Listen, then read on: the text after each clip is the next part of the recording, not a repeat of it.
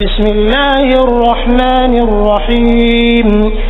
شروع اللہ کے نام سے جو رحمان و رحیم ہے۔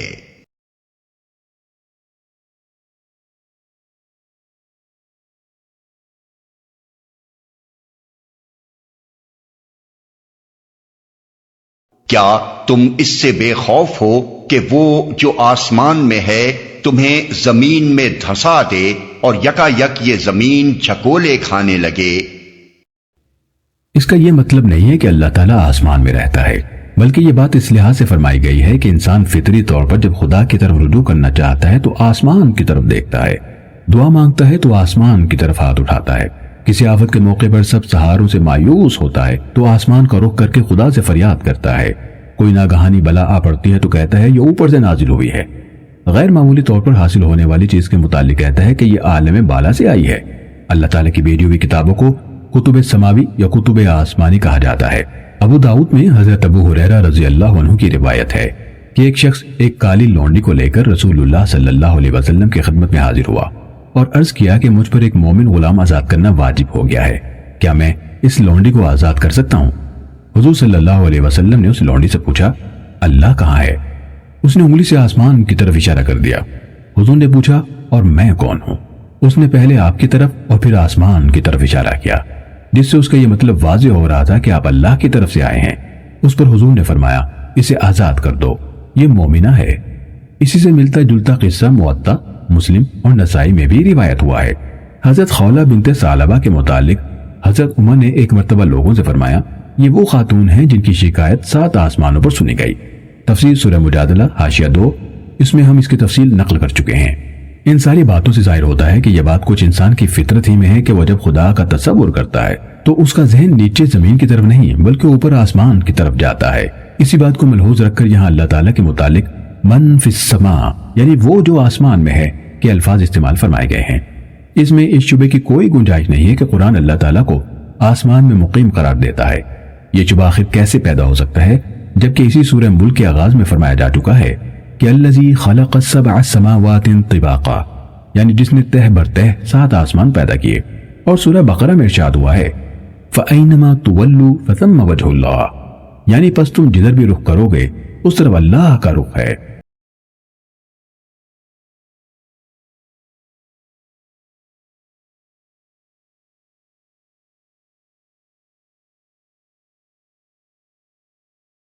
کیا تم اس سے بے خوف ہو کہ وہ جو آسمان میں ہے تم پر پتھراؤ کرنے والی ہوا بھیج دے، پھر تمہیں معلوم ہو جائے گا کہ میری تنبیہ کیسی ہوتی ہے؟ مراد یہ ذہن نشین کرنا ہے کہ اس زمین پر تمہاری بقا اور تمہاری سلامتی ہر وقت اللہ تعالیٰ کے فضل پر منحصر ہے۔ اپنے بلبوتے پر تم یہاں مزے سے نہیں دندنا رہے ہو، تمہاری زندگی کا ایک ایک لمحہ جو یہاں گزر رہا ہے اللہ کی حفاظت و نگہبانی کا رہین منت ہے، ورنہ کسی وقت بھی اس کے ایک اشارے سے ایک زلزلہ ایسا آ سکتا ہے کہ یہی زمین تمہارے لیے آغوش مادر کے بجائے قبر کا گڑھا بن جائے، یا ہوا کا ایسا طوفان آ سکتا ہے جو تمہاری بستیوں کو غارت کر کے رکھ دے۔ آگے چل کر یہ بھی ذکر کیا گیا ہے کہ تنبیہ سے مراد وہ تنبیہ ہے جو رسول اللہ صلی اللہ علیہ وسلم اور قرآن پاک کے ذریعے سے کفار مکہ کو کی جا رہی ہے۔ اسی آیت کے ضمن میں آگے چل کر یہ بھی ذکر کیا گیا ہے کہ تنبیہ سے مراد وہ تنبیہ ہے جو رسول اللہ صلی اللہ علیہ وسلم اور قرآن پاک کے ذریعے سے کفار مکہ کو کی جا رہی تھی کہ اگر کفر و شرک سے باز نہ ہوگے اور اس دعوت توحید کو نہ مانو گے جو تمہیں دی جا رہی ہے تو خدا کے عذاب میں گرفتار ہو جاؤ گے۔ وَلَقَدْ كَذَّبَ الَّذِينَ مِن قَبْلِهِمْ فَكَيْفَ كَانَ نَكِيرٌ، ان سے پہلے گزرے ہوئے لوگ جھٹلا چکے ہیں، پھر دیکھ لو کہ میری گرفت کیسی سخت تھی۔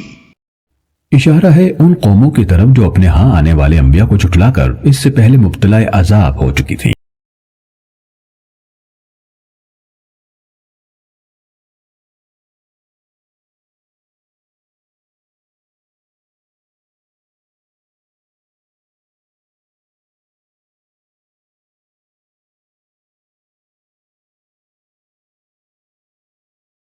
کیا یہ لوگ اپنے اوپر اڑنے والے پرندوں کو پر پھیلائے اور سکیڑتے نہیں دیکھتے؟ رحمان کے سوا کوئی نہیں جو انہیں تھامے ہوئے ہو، وہی ہر چیز کا نگہبان ہے۔ یعنی ایک ایک پرندہ جو ہوا میں اڑ رہا ہے خدائے رحمان کی حفاظت میں اڑ رہا ہے. اس نے ہر پرندے کو وہ ساخت عطا فرمائی جس سے وہ اڑنے کے قابل ہوا. اس نے ہر پرندے کو اڑنے کا طریقہ سکھایا. اس نے ہوا کو ان قوانین کا پابند کیا جن کی بدولت ہوا سے زیادہ بھاری جسم رکھنے والی چیزوں کا اس میں اڑنا ممکن ہوا، اور وہی ہر اڑانے والے کو فضا میں تھامے ہوئے ہے، ورنہ جس وقت بھی اللہ اپنی حفاظت اس سے ہٹا لے وہ زمین پر آ رہے. آگے چل کر اسی ضمن میں یہ بھی بتایا گیا ہے کہ یعنی کچھ پرندوں ہی پر موقوف نہیں، جو چیز بھی دنیا میں موجود ہے اللہ کی نگہبانی کی بدولت موجود ہے. وہی ہر شے کے لیے وہ اسباب فراہم کر رہا ہے جو اس کے وجود کے لیے درکار ہیں، اور وہی اس بات کی نگرانی کر رہا ہے کہ اس کی پیدا کردہ ہر مخلوق کو اس کی ضروریات بہم پہنچیں.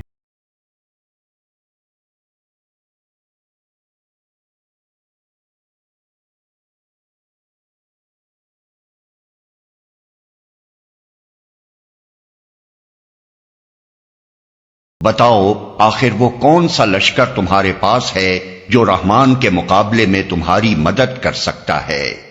حقیقت یہ ہے کہ یہ منکرین دھوکے میں پڑے ہوئے ہیں.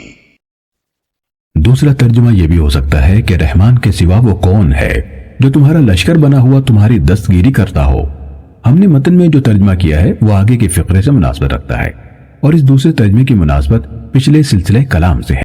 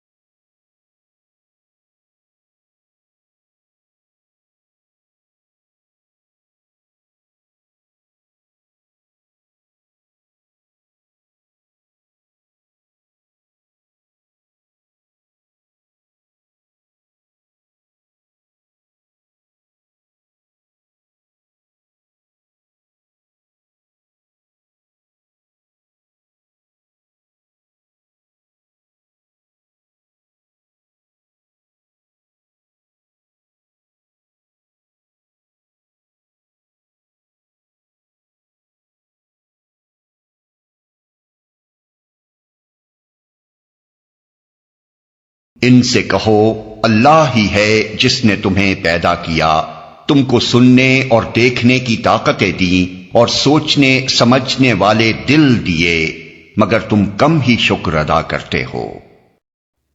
یعنی اللہ نے تو تمہیں انسان بنایا تھا، جانور نہیں بنایا تھا.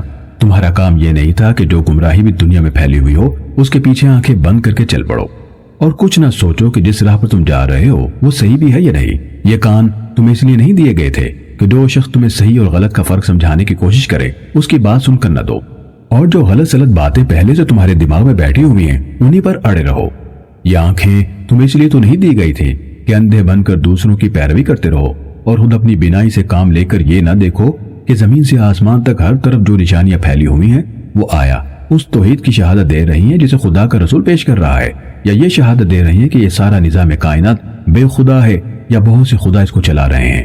اسی طرح یہ دل و دماغ بھی تمہیں اس لیے نہیں دیے گئے تھے کہ تم سوچنے سمجھنے کا کام دوسروں کے حوالے کر کے ہر اس طریقے کی پیروی کرنے لگو جو دنیا میں کسی نے جاری کر دیا ہے، اور اپنی عقل سے کام لے کر یہ سوچنے کی کوئی زحمت گوارا نہ کرو کہ وہ غلط ہے یا صحیح. اللہ نے علم و عقل اور سماعت و بینائی کی یہ نعمتیں تمہیں حق شناسی کے لیے دی تھیں. تم ناشکری کر رہے ہو کہ ان سے سارے کام تو لیتے ہو مگر بس وہی کام نہیں لیتے جس کے لیے یہ دی گئی تھیں.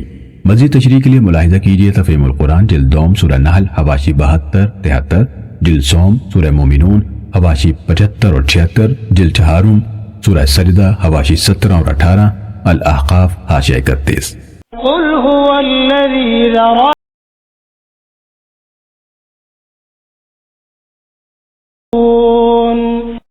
ان سے کہو اللہ ہی ہے جس نے تمہیں زمین میں پھیلایا ہے اور اسی کی طرف تم سمیٹے جاؤ گے. یعنی مرنے کے بعد دوبارہ زندہ کر کے ہر گوشہ زمین سے گھیر لائے جاؤ گے اور اس کے سامنے حاضر کر دیے جاؤ گے.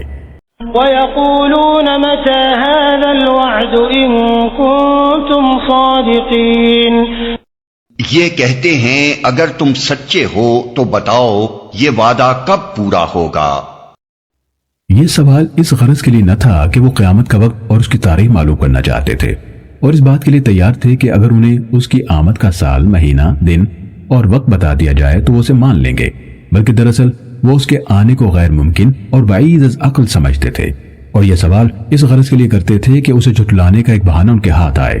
ان کا مطلب یہ تھا کہ حشر و نشر کا یہ عجیب و غریب افسانہ جو تم سنا رہے ہو، آخر یہ کب ظہور میں آئے گا؟ اسے کس وقت کے لیے اٹھا رکھا گیا ہے؟ ہماری آنکھوں کے سامنے لا کر اسے دکھا کیوں نہیں دیتے کہ ہمیں اس کا یقین آ جائے؟ اس سلسلے میں یہ بات اچھی طرح سمجھ لینی چاہیے کہ کوئی شخص اگر قیامت کا قائل ہو سکتا ہے تو عقلی دلائل سے ہو سکتا ہے، اور قرآن میں جگہ جگہ وہ دلائل تفصیل کے ساتھ دے دیے گئے ہیں۔ رہی اس کی تاریخ، تو قیامت کی بحث میں اس کا سوال اٹھانا ایک جاہل آدمی کا ہی کام ہو سکتا ہے، کیونکہ اگر بالفرض وہ بتا بھی دی جائے تو اس سے کوئی فرق نہیں پڑتا۔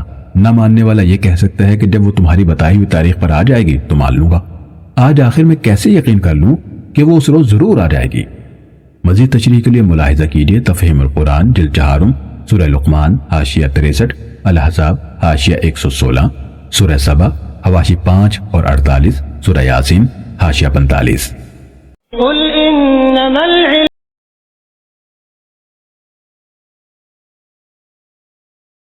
مبین، کہو اس کا علم تو اللہ کے پاس ہے، میں تو بس صاف صاف خبردار کر دینے والا ہوں۔ یعنی یہ تو مجھے معلوم ہے کہ وہ ضرور آئے گی، اور لوگوں کو اس کی آمد سے پہلے خبردار کر دینے کے لیے یہی جاننا کافی ہے۔ رہی یہ بات کہ وہ کب آئے گی تو اس کا علم اللہ کو ہے، مجھے نہیں، اور خبردار کرنے کے لیے اس علم کی کوئی حاجت نہیں۔ اس معاملے کو ایک مثال سے اچھی طرح سمجھا جا سکتا ہے۔ یہ بات کہ کون شخص کب مرے گا اللہ کے سوا کسی کو معلوم نہیں، البتہ یہ ہمیں معلوم ہے کہ ہر شخص کو ایک دن مرنا ہے۔ ہمارا یہ علم اس بات کے لیے کافی ہے کہ ہم اپنے کسی غیر محتاط دوست کو یہ تنبیہ کریں کہ وہ مرنے سے پہلے اپنے مفاد کی حفاظت کا انتظام کر لے۔ اس تنبیہ کے لیے یہ جاننا ضروری نہیں ہے کہ وہ کس روز مرے گا۔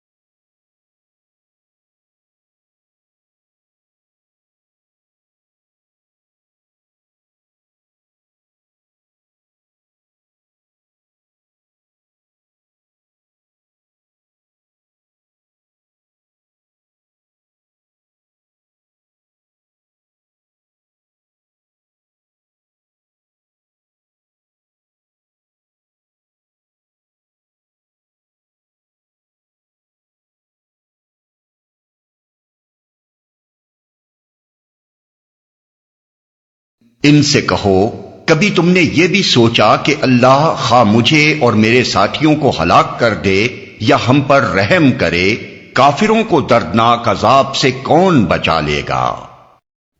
مکہ معظمہ میں جب رسول اللہ صلی اللہ علیہ وسلم کی دعوت کا آغاز ہوا اور قریش کے مختلف خاندانوں سے تعلق رکھنے والے افراد نے اسلام قبول کرنا شروع کر دیا تو گھر گھر حضور اور آپ کے ساتھیوں کو بد دعائیں دی جانے لگی، جادو ٹونے کیے جانے لگے تاکہ آپ ہلاک ہو جائیں، حتیٰ کہ قتل کے منصوبے بھی سوچے جانے لگے۔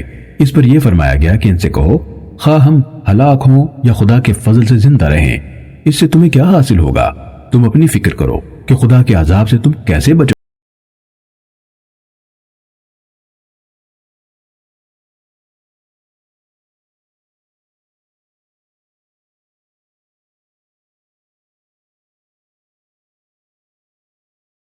سے کہو وہ بڑا رحیم ہے، اسی پر ہم ایمان لائے ہیں اور اسی پر ہمارا بھروسہ ہے، عنقریب تمہیں معلوم ہو جائے گا کہ صریح گمراہی میں پڑا ہوا کون ہے۔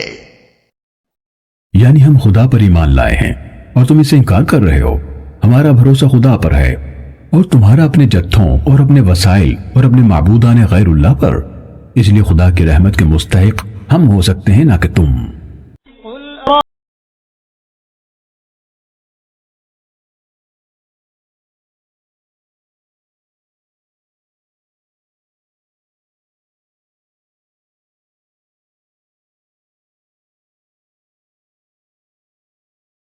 کبھی تم نے یہ بھی سوچا کہ اگر تمہارے کنوؤں کا پانی زمین میں اتر جائے تو کون ہے جو اس پانی کی بہتی ہوئی سوتیں تمہیں نکال کر لا دے گا؟ یعنی کیا خدا کے سوا کسی میں یہ طاقت ہے کہ ان سوتوں کو پھر سے جاری کر دے؟ اگر نہیں ہے اور تم جانتے ہو کہ نہیں ہے تو پھر عبادت کا مستحق خدا ہے یا تمہارے وہ معبود جو انہیں جاری کرنے کی قدرت نہیں رکھتے؟ اس کے بعد تم خود اپنے ضمیر سے پوچھو کہ گمراہ خدا واحد کو ماننے والے ہیں یا وہ جو شرک کر رہے ہیں۔